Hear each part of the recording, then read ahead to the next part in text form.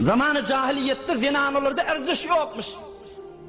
Hatta tarih kitapları dediler ya, Hint yağlı yurtlarda, Afrika yağlı yurtlarda zinanani gelli edip de satılyanmıştık.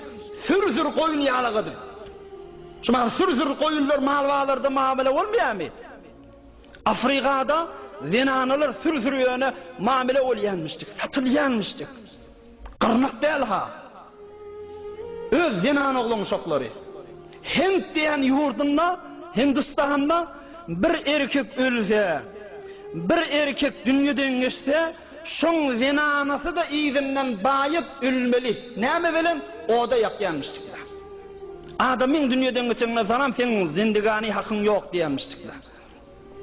Mısır'da Nil deryasının su akmasa bir zinananı şuna oklayanmıştıklar. Nil derya aksın nipta. Zinananı yani ne mi bir hürmeti olsa etyenmiştikler. Ne mi tahkir olsa etyenmiştikler. Bu zamanlar ne mi? Cahiliyeti saniyede ne mi? Şu zamanın cahiliyetinde ne mi? Zinanaları bağışlanay diyen bir sahabınla tebliğ edecek olsalar şunun aksi bilen tebliğ etmeli. Azadi yok. Zinanaları yani azadilik şuarı bilen, zinanalar bayit azat bulmalı diyen şuarı bilen böyle kalalarını, cinslerini tebliğ edecek olsalar zinanan aksi bilen tebliğ ediyorlar. Ayet tahkir den bu zinanaga. Gen yerde şılafı şu zamanla vaktiki Hindistan'da bir adam ölse zinanı hut razı oluyormuş özünü oda yakıp öldürmeye. Zinanaga biz ne tahkir diyecek de ama zinanı hoşmuştuk şu diyen işlerine. Şu zamanında zinanalar hoş özünü övüsünde oluyan işlerine. Şu zamanında zinanalar yönü fakat müşteri celbetmek için işe salınıyor. Tukanlarda zinana icara tutuluyor ne mi deyip fakat zinana müşteri celbediyor deyip de zinanın ne kadar şahsiyetini etek ediyor ama zinana özünü iftihar ediyor haberda yok bu da hatta. Tukanlarda özünüz biliyendirsiniz. Şagird zinana tutuluyor. Ne mi bir erkek oğlan tutulmalı? Ne mi bir erkek oğlan gitmeli Tehran yal Türkiye yal yurtlarda iş tapman gitmeli. Ama zinananı tukanlarda işe tutuluyor. Öz aytiyen deliller şaha. Ayakun nerede diye zinana otursa diye müşteri kan geliyor diye. Yani işte zinanan kattı kâmatından, zinanan gelişiğinden, o ovadallığından istifade ediyor fakat müşteriler köpülmeye, fakat bağları yürüymeye. Ol zinanı da öz yanının özü tamam arayışatlarına edip de tükanını turuyor. Haberi yok, özünü satı otuyorlar da. Kıymeti her kalera midani keçiz. Kıymeti her kale midani keçiz. Kıymeti hudra nedani ahmağis diye Mevlana. Daruhanıda halan dermanın kıymetine edip ver otuyorlar. Halan parçan kıymetine edip ver otuyorlar. Öz kıymetinden haberi yok ama.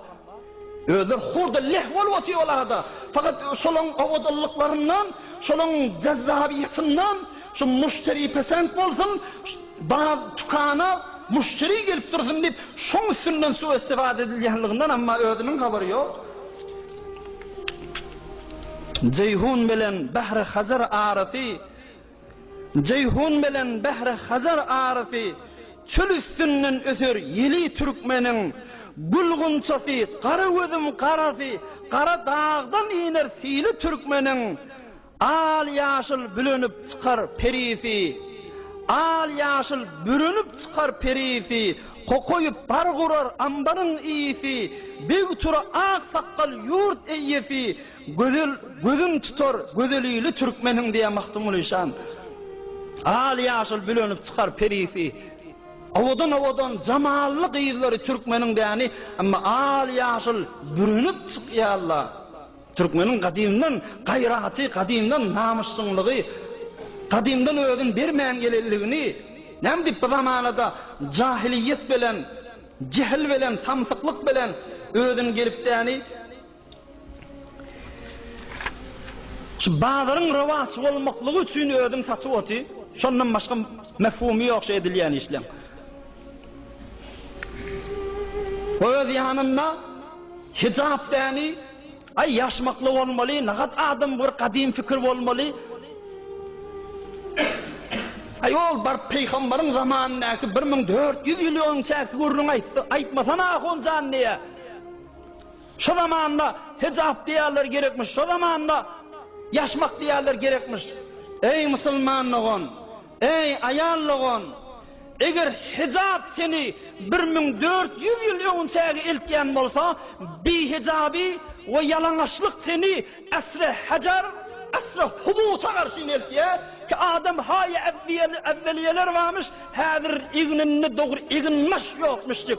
Ýöne bagyň ýafragy bilen näni örtünýänmişdikler.